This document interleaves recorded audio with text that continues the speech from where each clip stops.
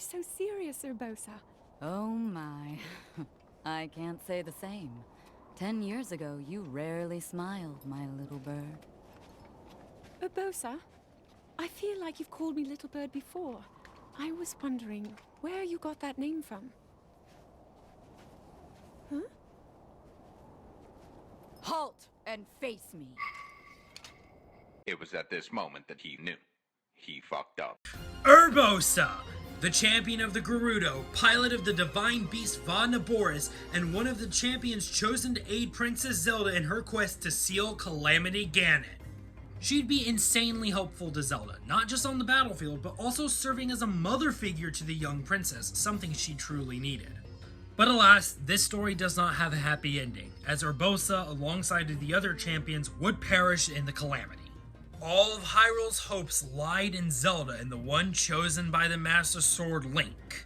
And in 100 years' time, the Calamity would be sealed. But in another time, Urbosa would be saved by her descendant, and they'd have a chance to save Hyrule once and for all. Super Smash Bros. Has done the Legend of Zelda franchise dirty for a long time now, and there is no covering that up. We haven't gotten a brand new fighter since Brawl, and we haven't gotten a brand new concept since Melee, as Brawl only added Toon Link and made him a one-to-one copy of Link. People have been clamoring for a new Zelda rep for a long time, and rightfully so. The Legend of Zelda franchise desperately needs a new rep, and there are plenty of ideas for who can join the fight. One of the more brought up ideas I see is one of the champions from Breath of the Wild, and I think it'd be a perfect idea, as all four could work amazingly and be very unique in the world of Smash Bros. But for today, we'll be looking at what the Gerudo's champion would be like if she broke the curse and finally joined the ranks of Super Smash Bros. So let's go ahead and start off, shall we? What if Urbosa joined Smash Bros? Urbosa! Alright, now while we don't get to see Urbosa truly fight in the mainline Legend of Zelda games, that's where Hyrule Warriors Age of Calamity comes in. In this game, you get the chance to play as Urbosa. With her breakneck gameplay and sword skills, alongside her control over lightning, her Age of Calamity moveset makes for a great template for her Smash Bros. Moveset. Honestly, the same can be said about any of the Age of Calamity cast. That's some true moveset potential right there. So how will she play? Well, Urbosa will be a dynamic pressurer. The dynamic elements will be discussed more in depth here shortly. As for the pressure elements, be quick and relentless with your attacks, offering little to no mercy to opponents. Let's go over some stats now. Urbosa will be a midweight fighter, teetering the edge of the heavyweight class. It's gonna be a hard time launching her, that's for sure. Her walk speed is average, sitting just below the middle of the pack. Her initial dash is just above Link's, sitting at a 2.01. Not amazing, but not too bad. Her run speed does go down a fair bit, making her sit around the midway point of the cast. Urbosa's airspeed is also average, once again sitting around middle of the pack. Not that that would be a problem for a skillful player. Her fall speed is once again middle of the road, though this time it's a little bit higher on that end. She'll have 2 jumps and the additional option to wall jump. For Urbosa's ult, her default appearance will be her champion's garbs, her champion outfit from both Breath of the Wild and Age of Calamity. Her second ult will be a white, gold, and green recolor. This is based on the ancient Sage of Lightning that first appeared in Tears of the Kingdom. Now here's to hoping we get a name drop in Age of Imprisonment. Her third recolor is a red recolor, based on the Gerudo Thief seen in Ocarina of Time. Her fourth recolor is a pink-based recolor, inspired by Naboru, the Sage of Spirit and fellow Gerudo from Ocarina of Time. Her fifth ult is a purple recolor, based on the Gerudo Guard seen in Majora's Mask. Her sixth ult is a green recolor, which doesn't have a real reference, though can be seen as a nod to either her Lightning or the Desert Vo set. Her seventh ult is a new costume, this being her Gerudo Chief outfit that she was wearing when she made her first entrance back in Age of Calamity. And her eighth ult is a recolor based on Princess Zelda herself, specifically her Breath of the Wild royal dress. This really felt like a fitting recolor option if you know what I'm saying. For her stage entrance, Urbosa snaps her fingers with lightning striking all around, with her emerging from it and drawing her weaponry. For Urbosa's taunt, her up taunt has her sheath her sword and say, Halt and face me. Her side taunt has Urbosa simply spin her sword around and hold it out in intimidation. You don't really need much more than that, let's be honest. And for her down taunt, Urbosa poses with her sword to her side and her arm on her waist as she shouts, Do your worst! And for Urbosa's victories, her first has her flourish her sword and then pose like her Breath of the Wild character art pose. Her second has Urbosa sheath her sword and shield, then put her hand on her hip and smile triumphantly. And her final has Urbosa spin in place before snapping her fingers. Lightning rains all around her as she stands victorious. You know how I talked about the dynamic elements of Urbosa's kit briefly? Well, let's go in depth on them now. Urbosa has a lightning gauge on her HUD that fills up slowly throughout the match, though you will have a means of filling it up manually. We'll be getting there much later in the video though. As this meter fills up, Urbosa's lightning attacks are boosted and her non-lightning attacks gain a shocking property, though this is mostly aesthetic. They'll also be gaining added benefits or downright change depending on the move. However, by using any of her specials or smash attacks, the meter will go down rapidly, with other attacks only minorly draining the gauge. And when I say minorly, I mean barely. Urbosa will start a match with about a third of her gauge completely full. Urbosa's lightning gauge will be a fun and powerful gimmick for Urbosa to use, though do keep track of it, just to be on the safe side. Urbosa's jab consists of a diagonal slash to the left, then she spins and diagonally slashes to the right, then finishes with a shield bash. The third hit has some in-lag but can launch opponents. This has boosted damage and speed with any gauge, making it one of her best combo starters overall as it loses most of the in-lag. Her forward tilt is a rising slash, which is relatively quick with moderate damage, making it a safe option overall.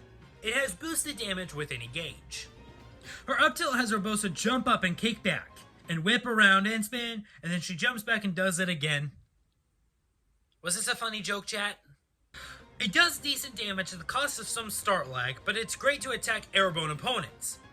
This move, alongside any non-sword or shield moves, will not get buffed by the gauge.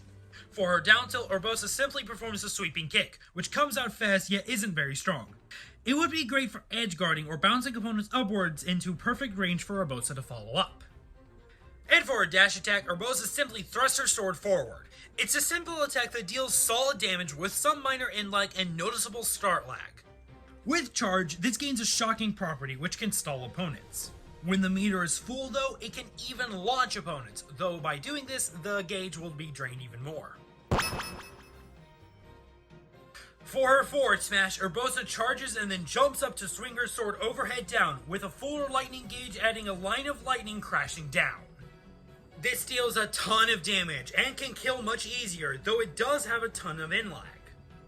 However, if you have a full gauge, after she performs the attack, she quickly dashes forward and does it again. This allows Urbosa to gain movement and deal even more damage at the cost of even more in-lag. It's very rare you'll get this second move, but if you can get it off, it will hurt for opponents, potentially even just straight up killing them early. For her up smash, Urbosa charges and unleashes a powerful slash overhead, then performs another in the opposite direction.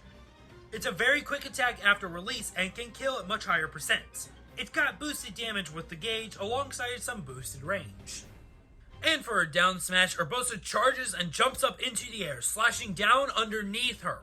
It deals great damage with some in-lag.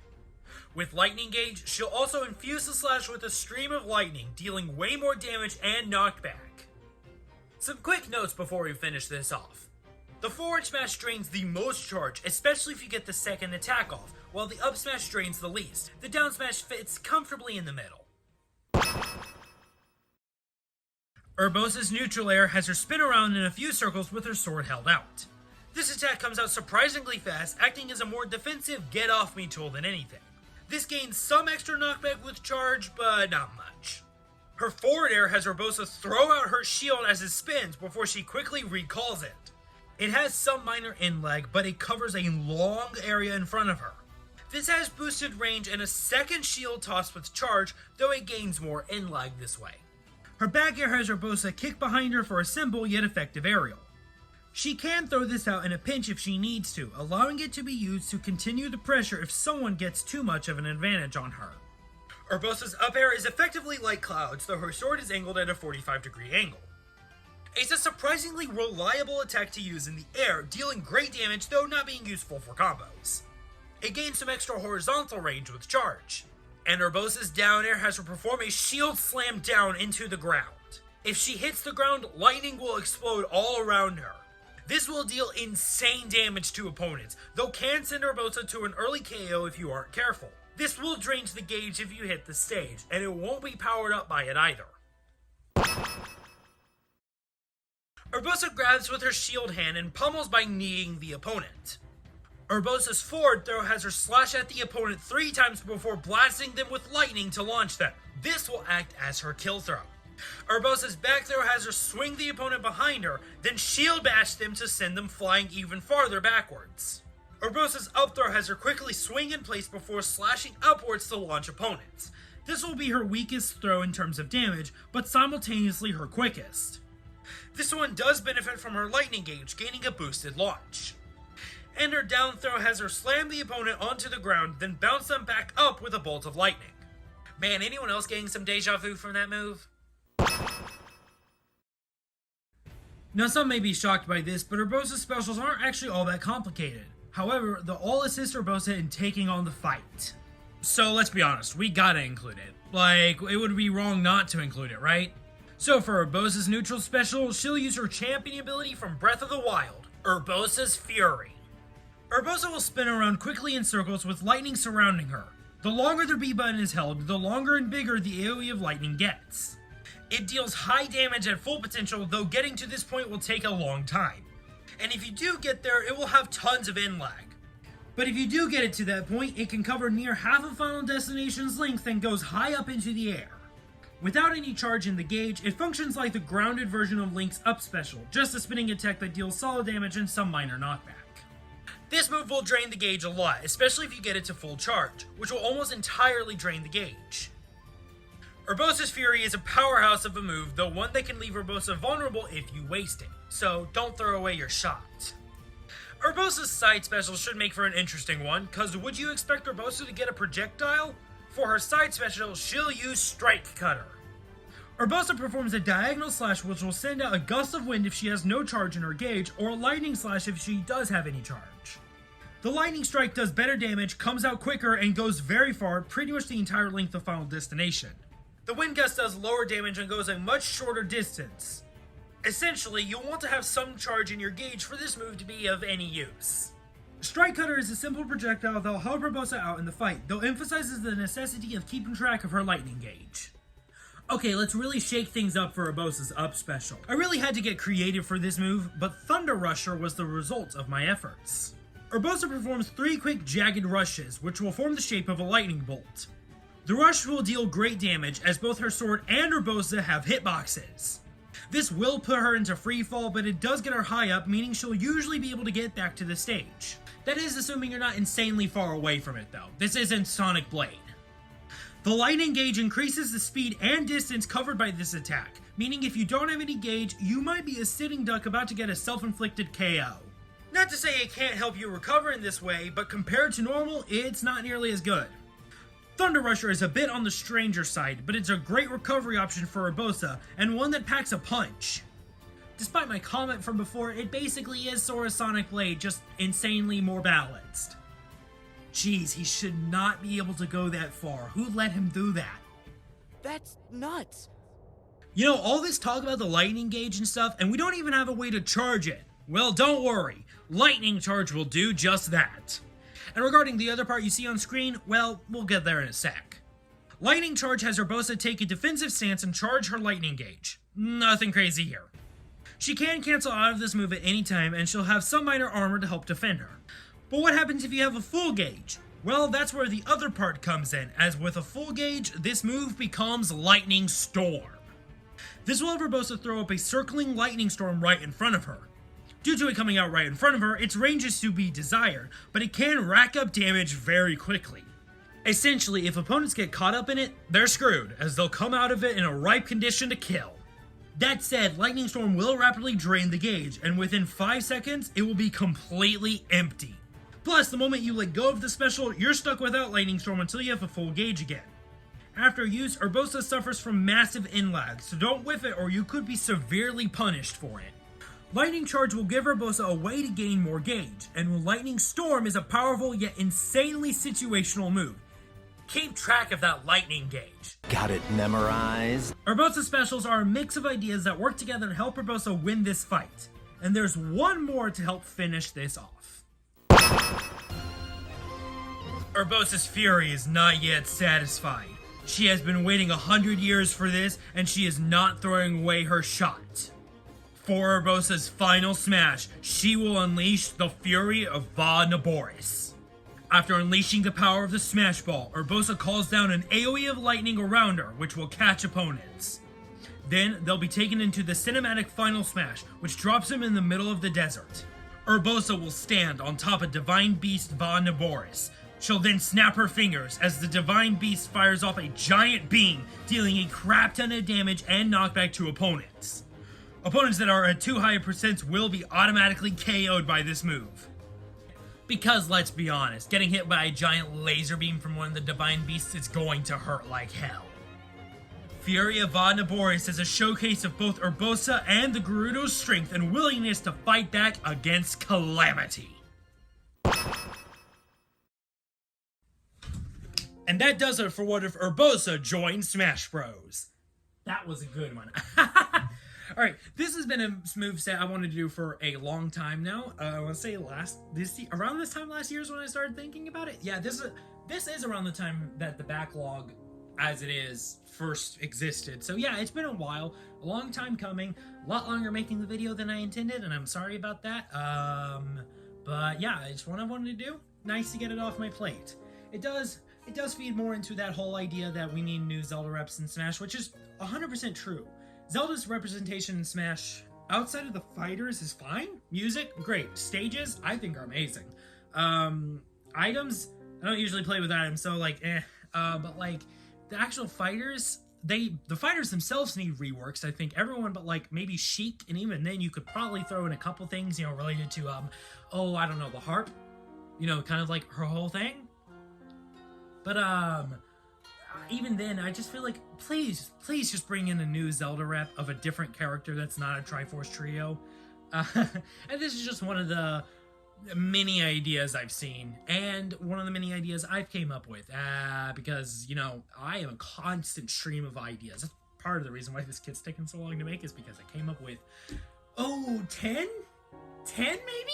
I think 7 to 10 moveset ideas that are now open in the backlog in between Raphael and now. Yeah, that sounds about right. But yeah, I feel like there's a plethora of characters you can go with. Honestly, I feel like if we get Smash 6 anytime soon, it will be Rauru from Tears of the Kingdom, because with the Age of Imprisonment coming out, I feel like that could work, and that'd be all right, cool. That's perfect. There you go.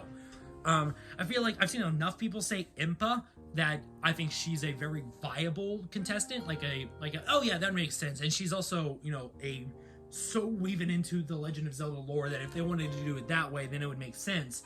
But this is just one of the ideas. Champions are beloved. I love them. Maybe not Rivali. I don't know. Just jokes. I have a mixed feelings on Rivali. Good character. Not my favorite. Urbosa is my favorite, which is why she was the one who was done first. Daruk probably would be next. That would be really fun. I'm down to do any of the champions. Someone's done Rivali before, though. I'll show that here, and I'll link in the description if I remember to, because it's a really, really good moveset. But yeah, so this is one of the many, many ideas for new Zelda Zelda newcomer. So that's going to wrap it up for this video. I hope you all enjoyed it, and if you did, you know what to do. There's a like button that you press and you like it. There's a subscribe button and you press it, you're subscribed to the channel, and you want to subscribe to the channel if you want to see even more movesets just like this one. Because trust me, we ain't done yet. The backlog proves that I'm nowhere near done making this series. Sometimes I think it's like, oh, what point am I going to quit? Oh, when I run out of ideas, which is never. So, so if you want to see more, stay tuned. I've got more planned in the future, and they could last me for years. Genuinely. We'll see though. But with all that said, oh, one more thing before I head out. There is a link in the description down below to the entirety of the Smash Bros. Theory Kid series if you want to binge watch it, which, that would be fun. Take a shot every time I say Sora. Spoilers, you're gonna die. Don't do that. Please drink responsibly. Please drink responsibly. Okay. Is there anything else? Nope, that will do it. So with all that said, I hope to see y'all much sooner than this video came out. Whoopsies. Alright, that said, bye-bye. I got a rolly chair again. Woo!